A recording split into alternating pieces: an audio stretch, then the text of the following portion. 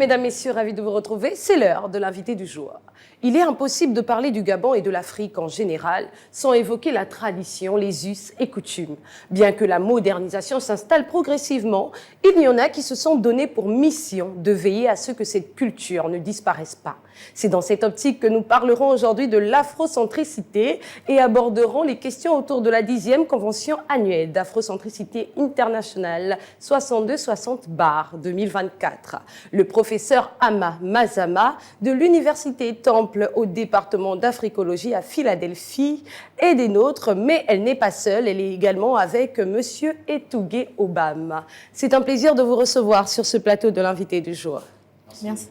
Merci de nous recevoir. Dans le mouvement de la Renaissance africaine, on entend très souvent panafricain, kamite, également afrocentrique. Quelle est la différence? Merci de nous recevoir, bien sûr, au nom d'Afrocentricité internationale. Donc, kamite et afrocentrique, en gros, on dirait que c'est synonyme. Parce qu'en fait, il y a des kamites qui se disent afrocentriques, d'autres, c'est un peu plus flou, et c'est comme le panafricanisme. L'afrocentricité inclut le panafricanisme. Si le panafricanisme, c'est une quête d'unité de l'Afrique, nous sommes absolument dans une dynamique panafricaine. En fait, le motto de notre organisation, c'est que l'unité est notre but. Quand on parle d'unité, et qu'un de nos objectifs, c'est la réalisation des États-Unis d'Afrique. Bon, maintenant, le panafricanisme aussi, malheureusement, c'est aussi assez flou. On met beaucoup de choses dedans. Maintenant, afrocentrique, être afrocentrique, c'est quoi? Il s'agit avant tout d'une posture vis-à-vis de l'Afrique. En tant qu'Africain, on dit qu'il est absolument impératif de nous percevoir, de nous assumer notre place dans le monde en tant qu'Africains. Et être Africain, bien sûr, ça correspond à une biologie, ça correspond à une histoire, mais ça aussi, et surtout pour nous, de notre point de vue, correspond à un ensemble de valeurs culturelles que malheureusement nous avons beaucoup délaissées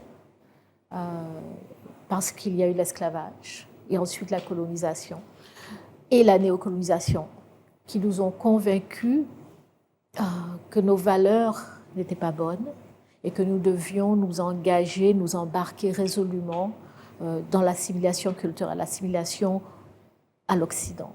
Et donc nous sommes là pour dire non. En comprenant que le point commun de ces trois expressions, c'est la valorisation de la culture africaine. De la culture africaine, la valorisation de l'unité, de la conscience africaine. Alors, lors de la 10e convention annuelle qui s'est tenue les 24 et 25 mai dernier, le thème abordé était l'impératif d'un retour aux sources pour la Renaissance africaine. Pourquoi le choix de cette thématique, professeur? C'est une thématique extrêmement importante à notre avis parce que si nous ne nous réancrons pas, voyez, dans notre matrice culturelle, dans nos valeurs culturelles, eh bien la situation dans laquelle nous sommes va perdurer. C'est-à-dire que nous sommes en état de faiblesse. Nous sommes en état de faiblesse et notre analyse, c'est que cet état de faiblesse est avant tout lié au fait que nous délaissons notre culture et que nous nous sommes embarqués, pas de gré, mais de force, dans le projet culturel occidental, qui n'est pas le nôtre. Donc nous enrichissons l'Occident et nous nous appauvrissons. On parle de littérature africaine, par exemple. Mais cette littérature africaine, si vous réfléchissez bien, elle est toujours écrite dans une langue autre qu'une langue africaine. Donc, alors, est-ce que vous imaginez, par exemple, que vous puissiez vous présenter un texte en fon ou en yoruba, et puis vous dites aux Allemands, voilà, c'est de la littérature allemande parce que ça a été écrit par un Allemand. Ça ne passerait pas. Oui. Vous comprenez? Oui. Mais nous, ça passe. Donc, ces écrivains africains, qui sont peut-être pleins de talent, mais au lieu de créer une véritable littérature africaine dans une langue africaine, ils enrichissent en fait la littérature française. Donc, en tant qu'Africains même, notre rapport à l'Afrique est très limité. D'accord. Alors, deux mots attirent mon attention dans le thème, je reviens dessus d'ailleurs, l'impératif d'un retour aux sources pour la Renaissance africaine. Comment le retour aux sources peut-il conduire à la Renaissance? Il faut, vous savez, Marcus Garvey disait qu'un arbre qui ignore, un peuple qui ignore son histoire, sa culture, est comme un peuple sans racines. Et c'est ce qui se passe. Vous voyez, nos racines ont été coupées. Et il s'agit pour nous de les remettre en place, de les réactiver pour que cette sève, la sève du génie africain, puisse à nouveau nous alimenter et que nous puissions nous remettre debout. Vous voyez que je viens au Gabon et je suis choquée. Je suis choquée par le fait, moi je vois des choses que les Gabonais ne semblent pas voir. Dites-nous. Tout ce potentiel, par exemple, au niveau de l'agriculture, quand on me dit que 80% des fruits et légumes viennent du Cameroun, je ne comprends pas. Quand je suis venue pour la première fois au Gabon, j'ai demandé à des Gabonais qu'est-ce que vous mangez ici. Ils m'ont répondu, on mange des conserves. De la nourriture importante. Voilà, au début je ne les ai pas crus. Mais après, je me suis dit que c'est vrai, mais comment est-ce possible? Vous voyez, il y a tellement de choses à faire.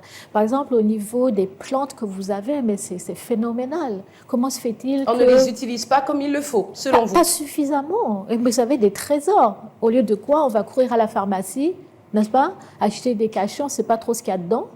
Et puis, et voilà. Donc, on est consommateur au lieu d'être producteur. D'accord, peut-être que vous voulez ajouter quelque chose, Monsieur Obam. La mission de l'afrocentricité est déjà au niveau du pays.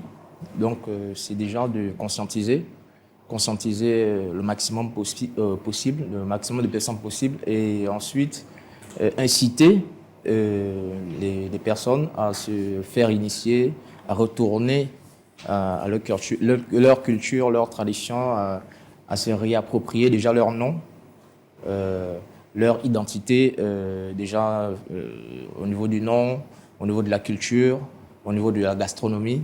Donc il y a un ensemble d'éléments que nous suscitons, nous encourageons les gens à recouvrer en fait. Est-ce qu'on peut dire que la modernisation contribue à l'acculturation de l'Afrique? Dites-nous. Bon, ça dépend de ce qu'on entend par modernisation. Parce que notre culture est moderne, elle est moderne et ça dépend juste. Il faudrait juste essayer de prendre des éléments dans cette culture-là et l'adapter à notre époque, notre environnement, en fait. Vous voulez ajouter quelque chose? Je pense qu'il s'agit de mettre en place des filtres, vous voyez, en toujours se souvenant de qui on est, de qui on veut être, et puis utiliser ce qui est autour. En sachant que nous aussi, nous avons contribué à créer cette modernité en question. N'est-ce pas? Oui. Mais on parle d'impératif parce que vous voyez, après 60 ans, même plus de 60 ans d'indépendance, quand on voit l'état d'un pays comme le Gabon et tant d'autres, ça fait mal.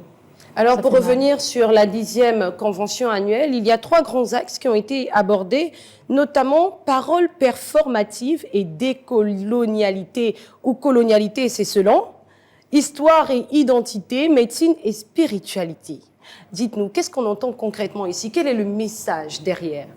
Professeur. Le message, c'est d'arriver à déconstruire, n'est-ce pas, tout ce narratif, ce discours dont on nous a gavés, le mettre en perspective et comprendre que ce discours-là ne nous concerne pas. Nous ne sommes pas créateurs de ce discours. Ce discours sur l'Afrique, c'est un discours contre l'Afrique. Donc maintenant, quel est notre message à nous? Quel est notre discours sur nous-mêmes? Comment est-ce que nous voulons nous percevoir et être perçus? C'est une question de respect de soi aussi. Vous savez, vous ne pouvez pas imaginer que vous allez toujours imiter les autres.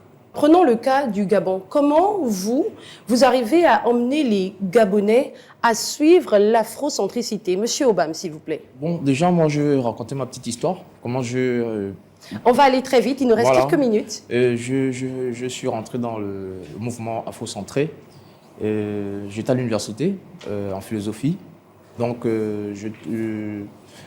un jour, je tombe sur des documents sur Internet de la père Atama Mazama. Elle était en train d'expliquer en fait qu'est-ce qu'était l'afrocentricité. Donc, moi, ça m'a captivé parce que j'étais dans un processus de questionnement. Je me posais des questions parce que l'environnement dans lequel on est, les gens sont malades, On voit des gens avec des perruques, on voit des gens qui suivent un Jésus qu'on voit à la télévision, un film, un personnage d'un film en fait, un personnage du film en fait. Et en fait, ces éléments-là m'intriguaient. Donc, c'est à partir des conférences, des documents que je voyais sur Internet de la Père Hatt que je décidais de me réapproprier d'abord ma spiritualité. Je suis allé me faire initier. D'accord. Et ensuite, j'ai commencé à suivre les informations par rapport à l'importance d'être soi-même. Parce que quand on parle de retour aux sources, la première source, c'est d'abord soi-même. Une fois qu'on s'est réconcilié, d'abord on se réconcilie avec soi-même, on peut être en paix avec les autres. Donc c'est à partir de là que je suis rentré dans ce mouvement et voilà. Et dites-nous, quelles sont les perspectives pour le Gabon par rapport à l'afrocentricité? Le Gabon a tout à gagner par rapport à ce courant, parce que ce courant nous propose un nouveau paradigme, une nouvelle façon de faire, une nouvelle vision. Le paradigme actuel, il est désuet. Les gens sont dans la misère, dans l'ignorance totale. Le paradigme afrocentré nous dit qu'il faut que nous réapproprions d'abord notre histoire, c'est d'abord l'histoire, la conscience historique, la spiritualité, la culture, l'économie. Il faudrait qu'on soit nous-mêmes pour nous épanouir et vivre dignement avec respect et pour que les autres nous respectent aussi. On va conclure avec vous, professeur. Que risque aujourd'hui l'Africain face à la perte de l'afrocentricité? Bien, écoutez, il n'y a qu'à regarder l'état dans lequel nous sommes hein, et pour voir que ce qui arrive à l'Africain qui vit sans afrocentricité. Je dis toujours que l'idée afrocentrique est très simple. C'est-à-dire que si vous avez un chien, vous attendez à ce qu'il aboie. Si vous avez un chat, vous attendez à ce qu'il miaule. Mais dans le cas de l'Africain, on est en porte-à-faux. C'est-à-dire que l'Africain ne s'assume pas pleinement en tant qu'Africain. Et tant que ça sera comme ça, n'importe qui peut venir chez nous et nous occuper, prendre la place, parce que nous-mêmes, on est en état de faiblesse. C'est-à-dire que chez nous-mêmes, nous sommes en exil. Vous voyez? Oui. Donc, on suit les religions des autres, on vénère les dieux des autres, on parle la langue des autres, on essaie de ressembler aux autres, on mange comme les autres, et puis on est perdu. Voilà, on est perdu, donc l'afrocentricité est là pour nous ramener à la raison africaine. Et il n'y a pas de sauveur, il n'y a personne qui viendra nous sauver. C'est ce que l'afrocentricité nous dit. Nous sommes nos propres sauveurs.